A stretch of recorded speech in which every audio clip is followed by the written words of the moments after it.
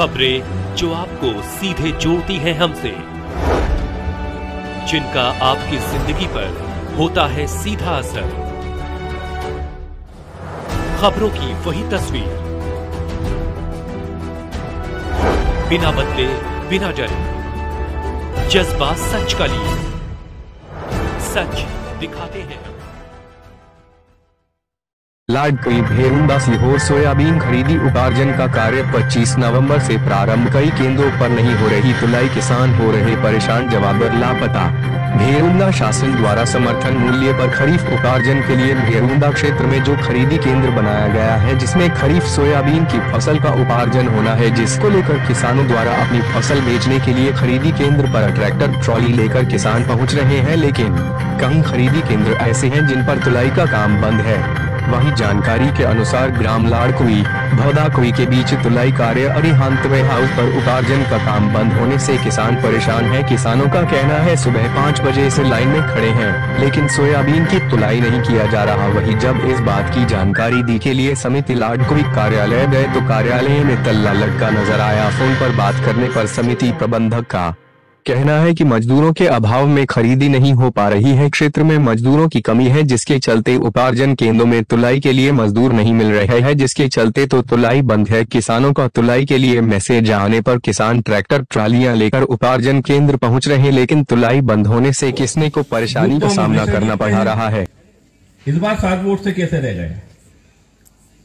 7 vote से पीछे थे अपन उस बूथ पे, लम्बा गैप नहीं था। तो मैंने उनसे पूछा कि भाई इस बार क्या हो गया, हमेशा जीतते थे इस बार। अरे बोले साहब हमने गलती हो गई हमसे। मैंने कहा क्या गलती हो गई? बोले 20 घर वाला पोलिंग एजेंट बनता था, इस बार हमने नया प्रयोग कर लिया। वो प्रयोग में हम भूल ही गए कि यार ये 20 घर वाला छूट जाएगा तो बोले हमारा नुकसान हो गया। तो छोटी छोटी बातों को भी हमको दिमाग में रखना चाहिए, क्योंकि अंदर जो बैठता है ना वो भी ये सोच के बैठता है यार ये मेरा काम है, ये मेरा बूथ है, ये मेरे वोटर हैं। तो वो एक पोलिंग एजेंट भी बदलना कभी कभी भारी पड़ जाता है। और कहीं कहीं हमको ये भी देखना पड़ेगा कि कहीं कोई पोलिंग एजेंट बनकर उसने काम भी किया कि नहीं किया अंदर, ये भी हमको समीक्षा करना चाहिए। तो मैं सभी साथियों को धन्यवाद देना चाहता हूं, क्योंकि 2 बजे का समय रसूलागंज का है। लम्मा आज का कार्यक्रम जल्दी में हमने बनाया विस्तार से। जिस दिन जीतू पटवारी जी आएंगे और उसके बाद फिर गांव का दौरा जब बनेगा, क्योंकि मैं सोच रहा हूँ अभी बोनी हो जाए तो बोनी के बाद सब फ्री हो जाएंगे। अभी सब बोनी में भी लगे हैं, सबका दिमाग खेत पे है। अभी कंचन दादा बोल रहे थे कि 3 क्विंटल ही ले रहे हैं। अच्छा होता वो 3 क्विंटल अगर सरकार ले रही है। भारतीय जनता पार्टी ने जो चुनाव में वादा किया था 6000 रुपए क्विंटल का खरीद, कितना वादा कि हाँ भैया आप अपनी बात पे पूरे हो, तो आपकी बात भी हम ऊपर करेंगे कि ज्यादा कितने क्विंटल खरीदना चाहिए। खाद की मारामारी सब जगह चल रही है, शायद तक में नहीं है। कहीं नहीं, प्राइवेट दुकानों पर 450 चाहे जितनी ले लो। प्राइवेट कंपनियों को दे दिया है, तो मार्केट में 450 में कभी भी ले लो। तो मैंने कहा ना 1700 रुपए में बिक रहे हैं। हमारे यहाँ 1700 में कोई कमी नहीं है। 270 का यूरिया मार्केट में 450 में ले रहा है। 270 का 450 में यूरिया बिक रहा है। ये क्या है बताइए? आप किसान ले रहा है उसको 1700 में डीएपी खरीद रहा है। प्रदेश में कहीं यूरिया नहीं मिलेगा, पर लाड़कों में यूरिया जरूर मिलेगा 450। अब ये कितनी बड़ी विडंबना है।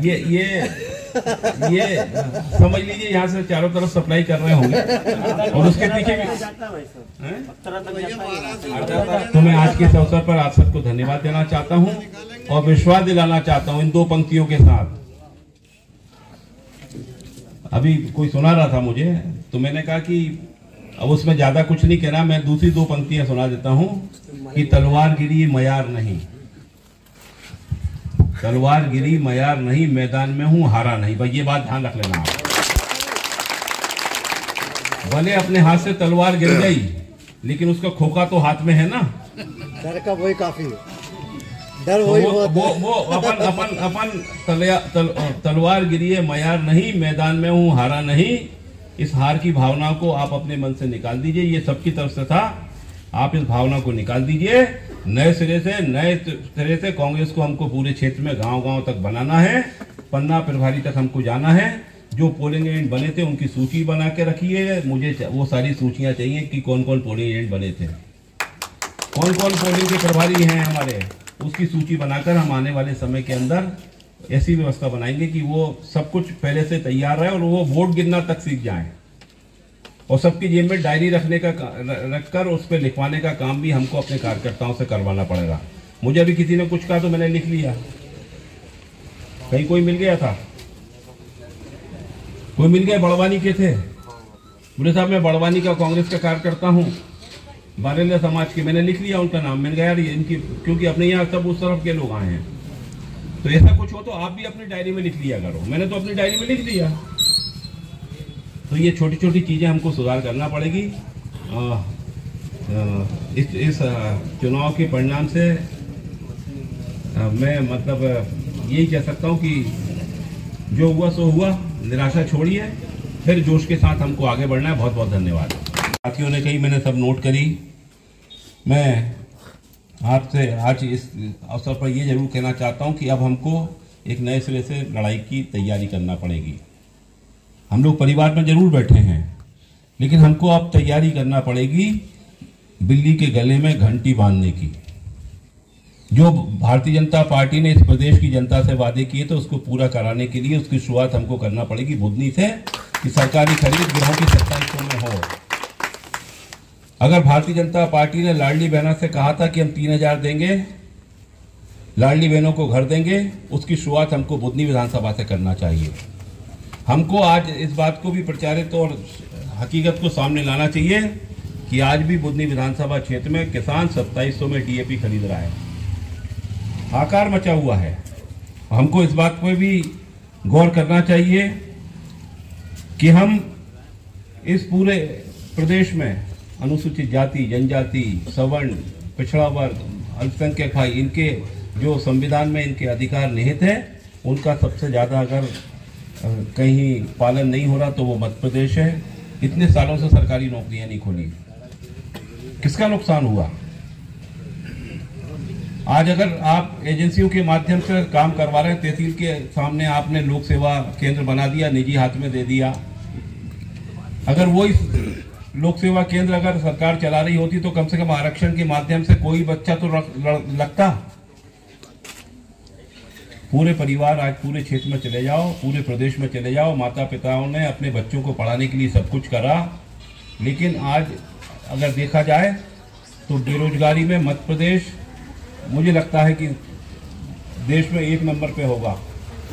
यहाँ केवल नौजवानों के 2 काम बचे हैं, एक मोबाइल चलाना और एक राष्ट्रीय खाना। ये 2 काम बचे। बाकी गांव-गांव में मैं जाता हूँ, मैं पूछता हूँ क्या करते, बोले कुछ नहीं। 2 काम बचे, तो उससे उनकी लड़ाई भी हमें लड़ना पड़ेगी, ताकि इस प्रदेश के अनुसूचित जाति, जनजाति और ये तमाम, क्योंकि कांग्रेस तो हमेशा सर्वहारा वर्ग के साथ रही है, उन सर्वहारा लोगों के लिए हमको काम करना पड़ेगा। और कांग्रेस के कार्यकर्ताओं से कहना चाहता हूँ, एक लंबा समय होगा, आप अपने अंदर जीत की ललक पैदा करिए और जीत के स्वाद को लेके आइए, तब मजा आएगा। हमारा कांग्रेस का कार्यकर्ता जीत की ललक और जीत का स्वाद भूल गया, वो समझ ही नहीं रहा जीत का मतलब क्या होता है। अब तैयारी करिए, जब भी चुनाव आए कोई भी पंचायत और पंच निर्विरोध नहीं होना चाहिए, सब जगह कांग्रेस का कार्यकर्ता लड़ना चाहिए। अभी तो लोगों ने पर्चे नहीं भरने दिए थे, इस बार पूरी पार्टी आपके साथ रहेगी, सारे चुनाव लड़िएगा जब संस्थाओं पे हमारा कब्जा होगा। क्योंकि आज गरीबों के साथ जो हो रहा है, गांव-गांव में गए, उन्होंने कहा भैया हमको तो कुछ मिल ही नहीं रहा, हमको वृद्धा पेंशन नहीं मिल रही, हमको लाडली बहना की स्कीम में हम छूट गए, हमको आवास नहीं मिल रहे। ये तमाम बातें जो है वो हम इन संस्थाओं के माध्यम से पूरा कर सकते हैं। सहकारिता में हमारा होना चाहिए और कुछ हमारे मन का डर भी खत्म करना चाहिए। एक बार एक गाड़ी भर के कोल्हाड़ी जा रही थी, तो पेड़ों ने देखा कि यार कोल्हाड़ी की गाड़ी भर के जा रही, तो सब पेड़ अपने जगह खड़े खड़े कांपने लगे। सारे पेड़ कांपने लगे, यार गाड़ी भर के कोल्हाड़ी जा रही है। वो भागते भागते गए बरगद के पास कि साहब वो गाड़ी भर के कोल्हाड़ी गई है, हो सकता है हम आने वाले समय में काट दिए जाएं। तो बरगद ने उनसे पूछा कि उनमें वैसा थे कि नहीं थे। तो हम देख रहे हैं कोल्हाड़ी जा रही है, हम देख रहे हैं कि वैसा उनमें नहीं है, तो कटेंगे कैसे? हम खामखा उन पेड़ की तरह डरने लगते हैं सामने वालों से, जिनसे हमको डरने की आवश्यकता नहीं है। और ऐसे लोग जो उनमें से कुछ लोग अपने भैंसा बने होंगे, तो भैया उनसे भी सावधान देना, वो भी निकाल के बाहर करके खाली कोड़ालियों को नीचे दबा देना। तो डरने की किसी से आवश्यकता नहीं है। मैं समझता हूँ मेरी बात समझ गया होंगे आप क्या कहना चाहूँ। अरे सामने वालों डरना नहीं, डरना बिल्कुल नहीं, मैं आपके साथ खड़ा हूँ, कोई आपकी तरफ उंगली उठाएगा मैं आपके साथ खड़ा रहूंगा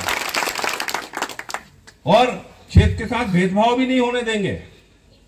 अधिकारी कर्मचारियों को भी स्पष्ट रूप से कह दिया जाएगा कि अगर सबके साथ न्याय की बात नहीं हुई तो आपके सामने भी हम धरना प्रदर्शन करेंगे।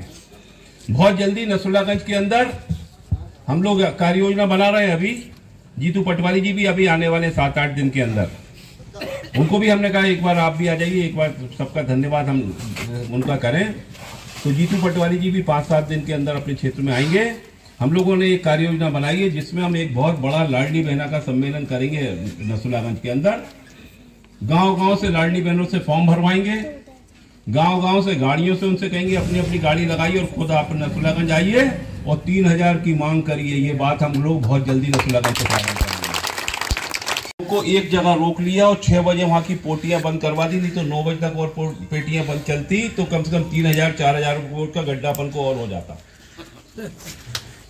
सबको पिंजरे से बाहर नहीं निकलने दिया, मैंने कहा तुम यहीं मटकते रहो बस।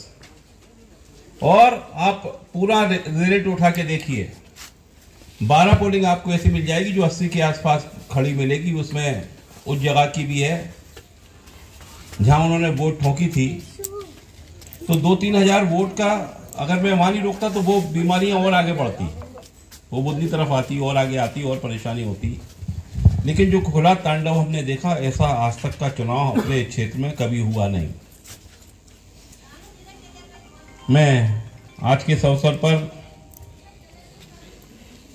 क्योंकि लोकसभा का चुनाव पिछला हम 1,86,000 से हारे, विधानसभा 1,06,000 से हारे, तो नजदीक तो पहुंच गया, लेकिन हार तो हार होती मेरे भाई।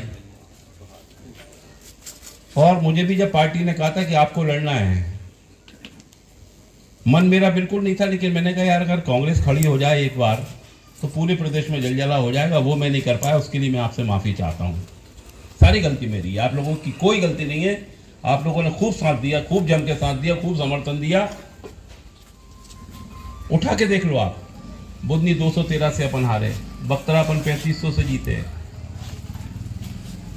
पूरी रेहटी हम 400 वोट से पीछे रह गए सिर्फ, नसरुल्लागंज हम 1000 वोट से जीत गए, शाहगंज जैसी जगह हम लगभग 1150 से ज्यादा वोट ले आए, जबकि वहां पूरी फर्जी हो रही थी 2 बजे के बाद से। जैसे ही यहाँ के नेताजी वहां से रवाना हुए 2 बजे, तो 2 बजे के बाद जो लूट वहां मच रही थी, तलवारें, लठ, छुरे, रिवाल्वर, गाड़ियों में बैठे गुंडे जिस बूथ में घुसते थे वहां तेल का मच जाता था। ऐसा लगता था जैसे किसी खेत में पूरी गैया छूट गई हो और वो चौपट करके निकलेगी।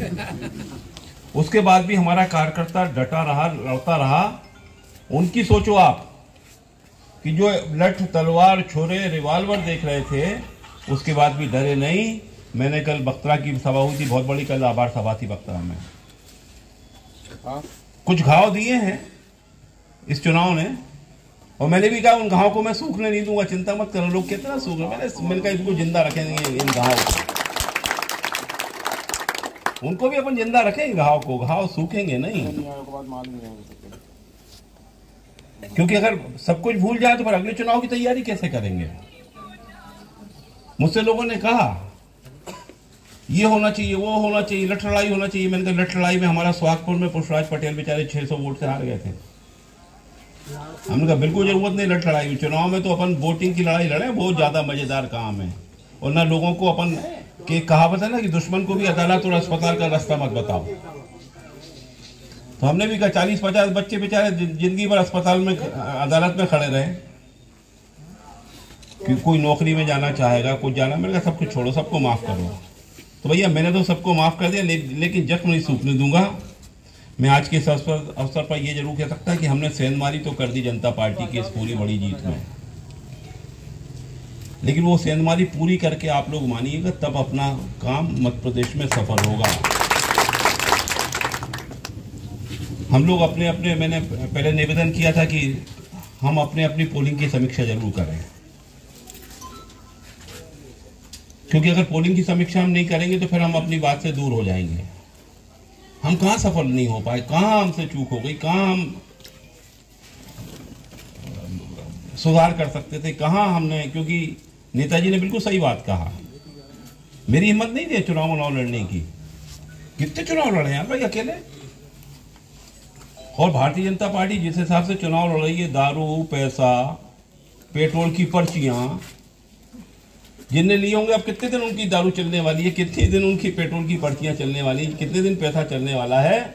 लेकिन ये स्वतंत्र लोकतंत्र में आज ये कलंक जो बुधनी के माथे पर लगा है, आज वो पूरे प्रदेश में कलंकित अगर कोई हुआ तो बुधनी विधानसभा हुई है। क्योंकि हमने बुधनी विधानसभा में लोकतंत्र को बिकते, पिटते और क्या बोला जाए, एक सही शब्द उसको देखा जाए, यहाँ पर लोकतंत्र घायल अवस्था में पहुंचा दिया लोगों ने।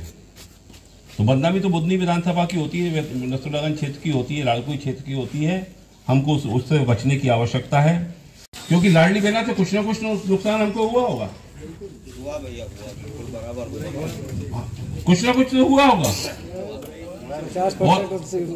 और मैं इसलिए कहना चाहता हूं कि उनको भी बताना पड़ेगा कि बहन तुम गलत सोच रही हो।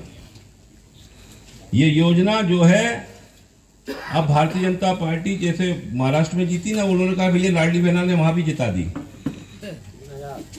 अभी हर महीने 20,000 करोड़ रुपए हर महीने लाडली बहना को और वृद्धा पेंशन में जाने। कितने दिन तक भारतीय जनता पार्टी की सरकार देगी, अपन देखते हैं। लोग कहते हैं, लोगों ने कहा कि अगर कांग्रेस जीत जाएगी तो बहना के पैसे बंद हो जाएंगे। अरे हरदा में कांग्रेस जीती, क्या वहां पैसे बंद है क्या? टिमनी में जीती कांग्रेस, वहां पैसा बंद है क्या बहनों का? तो योजना कोई बीच में बंद नहीं हो सकती। मैं आज के इस अवसर पर ज्यादा कुछ ना बोलते हुए, आपने जो जो पॉइंट कहे मैंने सब नोट किए हैं और इसको मैं संभाल के रखता हूं हर सबके विचारों को। और मैं आज के इस अवसर पर, चूंकि पहला दौरा मैंने बनाया है, अगला दौरा आराम से बनाऊंगा। आराम से मतलब ज्यादा समय के लिए, और लालकुई समेत गांव-गांव तक जाके एक एक घर तक मैं पैदल घूम घूम के धन्यवाद दे के आऊंगा। इस बात का भरोसा, क्योंकि अब आपका नंबर निकल गया, बैठ जाओ।